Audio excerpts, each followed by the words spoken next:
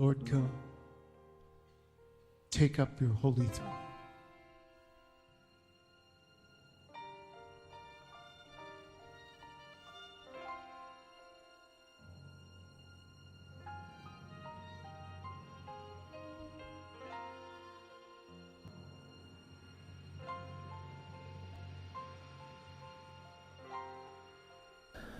Olá, queridos, amados do Senhor Jesus Cristo, queridos e amados irmãos de Nova Aliança, do grupo Mensagem do Pastor, do Púlpito, queridos e amados irmãos que me acompanham pelo canal do YouTube, muito boa tarde.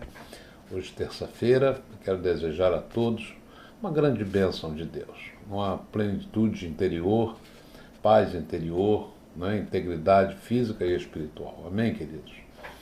Amados, tem uma música popular, até uma música engraçada, que diz assim: quem não tem colírio, usa óculos escuros. Você já ouviu isso alguma vez?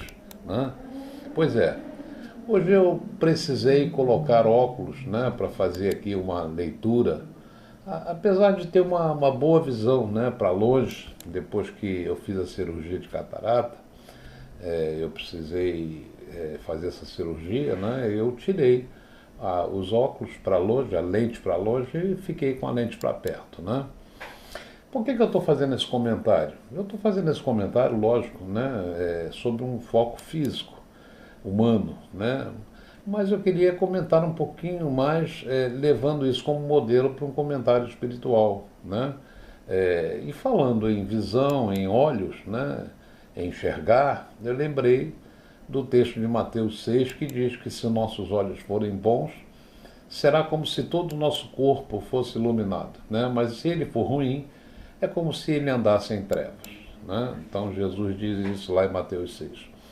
Claro que isso tem uma conotação espiritual também, se refere à capacidade de visão da alma, e a mesma Bíblia diz que, em relação a isso, os olhos são comparados às janelas da alma, e a sua qualidade é relacionada à iluminação do corpo, e à pureza do espírito. Nós já ouvimos falar de olhos espirituais, não é verdade? Falamos aí já de cegueira espiritual, de escamas espirituais, Isso tudo, na verdade, são figuras de linguagem, para que nós tenhamos entendimento de aspectos mais profundos, mais espirituais, Eu já disse aqui que os olhos físicos, eles são informantes da alma, mas não quer dizer que a alma só veja com eles, porque existem outros canais de informação para que a alma veja. Assim como é a pessoa deficiente de visão, ela tem o tato, tem o paladar, tem a audição, que se tornam elementos, se tornam sentidos aguçados, para substituir a falta de visão. Mas, quando nós pensamos em alimentar os nossos olhos físicos, ou seja, alimentá-los de que maneira? Guardando, protegendo-os, também estamos alimentando nossos olhos espirituais, Eles influenciam na nossa percepção, claro, na nossa compreensão do mundo exterior, não é verdade? A vitrine do mundo, ela nos faz enfrentar um bombardeio constante de realidades, de imagens diferentes. Nossos olhos ficam cada vez mais ativos, muitas formas hoje em dia que nós temos aí de informações, quando, por exemplo, nós ligamos o celular, ligamos o tablet ou o computador, acionamos a rede social, enfim, são muitas as cenas, as informações que estimulam nossos olhos de maneira muito rápida e intensa. E essas informações virtuais, ou melhor dizendo, essas informações visuais, elas nos chamam e nos seduzem, muitas vezes, a aceitar seus produtos, que podem, sem dúvida nenhuma, queridos, causar danos irreversíveis, muitos deles. Trazem uma visão do mundo atrativa para a nossa alma, que acaba deformando a natureza e afastando da boa, agradável e perfeita vontade de Deus E quanto a isso, Paulo já nos orientava lá em Romanos, né, que nós não devemos nos conformar com isso, né, Romanos 12. Olha, uma vez que nós vivemos na era da informação, nós precisamos ser vigilantes também. Vigilantes com o quê? Com o que escolhemos para alimentar os nossos olhos, né? A Bíblia diz que a saúde dos olhos espirituais são tão importantes quanto os olhos físicos, né? Isso é fundamental. Em Mateus 6, no verso que eu citei no início, Jesus usa a metáfora da candeia ou lâmpada, né, para falar sobre a importância dos olhos como janelas para que a nossa alma tenha vida interior, né? Além disso, né, Jesus nos mostra que a maneira como nós vemos o mundo, tanto de forma literal quanto de forma figurativa, com os nossos olhos, né, os nossos olhos espirituais são impactados, né? A nossa vida espiritual é impactada, né? Sugestionada, né? É levada a um nível de informação, seja ela ética, moral, né? De qualquer maneira, elas estão interligadas. Então, queridos, sem sombra de dúvidas, né? Mantendo a expressão figurada dos olhos, se eles forem bons, né? Temos uma perspectiva boa, uma perspectiva pura, íntegra, santa, né? Moralmente saudável, não é verdade? Então, será uma visão que iluminará toda a nossa vida com clareza, com entendimento, né, com discernimento, né? Hoje nós sabemos, a questão visual é uma questão muito explorada, né, nos dias de hoje. Hoje nós estamos vendo aí uma situação, inclusive até na escola, nas escolas, né, que tem se proibido o telefone celular para os alunos. Por quê? Porque eles colocam os seus olhos naquilo que não devia ou no tempo errado, né? No tempo em que deveriam estar olhando para o quadro negro, para as explicações, estão olhando, colocando seus olhos em informações que não deviam, né? Em outros termos, enxergar o mundo de forma correta, né, pela lente da palavra de Deus, né, ao invés de pela lente física, com toda certeza vai nos proporcionar uma vida iluminada, saudável e plena, né? Então, Mateus 6, né, o assunto fala de olhos, né, e fala também de olhos maus, que é o outro extremo, né, que é a ponta que não deveria haver, né? Então, olhos maus aqui representam uma visão tendenciosa, distorcida, egoísta, embaçada, corrupta, né? E essa perspectiva, ela traz trevas, né, ao contrário dos olhos bons, né? Ela traz trevas para dentro do espírito, da alma, né? E essa ponta é que vai justamente afetar ou influenciar negativamente todo o bem-estar interior do nosso ser, né?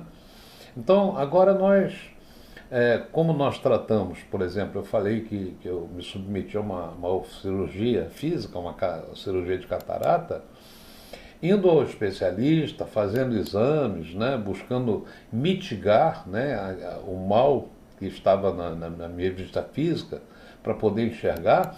Também nós podemos, com os recursos da graça de Deus, tratar das escamas espirituais, da visão espiritual, que resulta também em cegueira espiritual. A catarata é uma membrana que cobria os olhos, e as escamas espirituais são justamente isso, valores, decisões, escolhas que nós fazemos, né? Aonde nós colocamos os nossos olhos, forma assim uma espécie de catarata espiritual, né?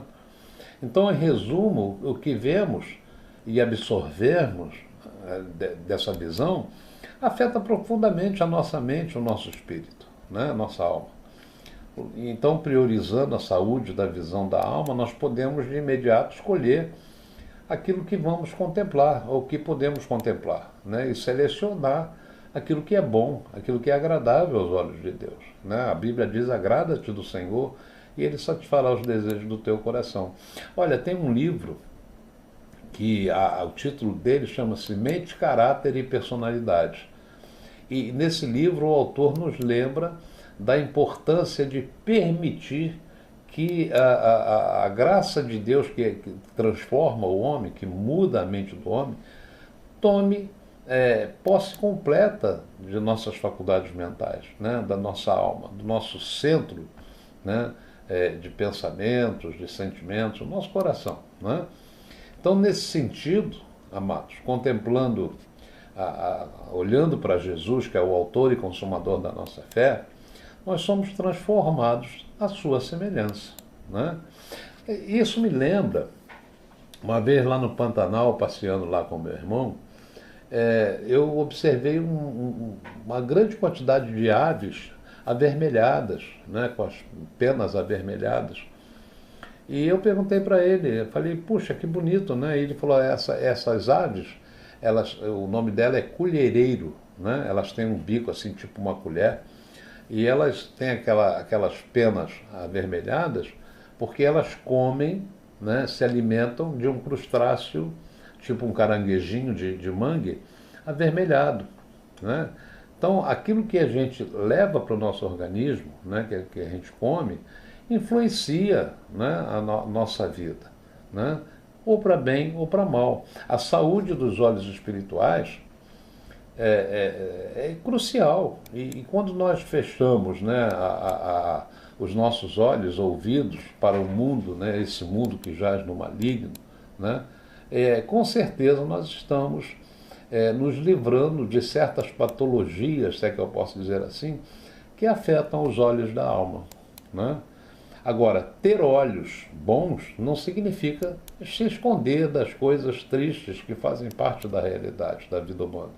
Pelo contrário, né? Se nós usarmos os nossos olhos como instrumentos de Deus para ver a necessidade ao nosso redor, né? Consequentemente agirmos e transformarmos o nosso olhar de coisas que não interessam para o nosso próximo, para as necessidades dele, né? Nossos olhos espirituais entram em ação.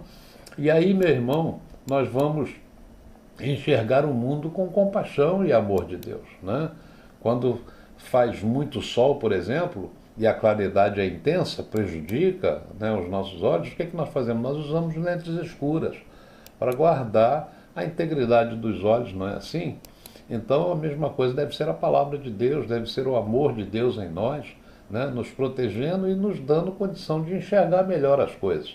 Então, viver num mundo cheio de pecado é a mesma coisa. Exige vigilância, prudência, né? Nós precisamos optar por ver o bem e focar no que é bom e agradável a Deus, e com certeza assim nossos olhos espirituais serão janelas da alma. Né? Como janelas da alma, eles refletirão a luz de Cristo em nós. Né? Então deixe que Jesus santifique seu olhar e transforme sua visão, meu amado.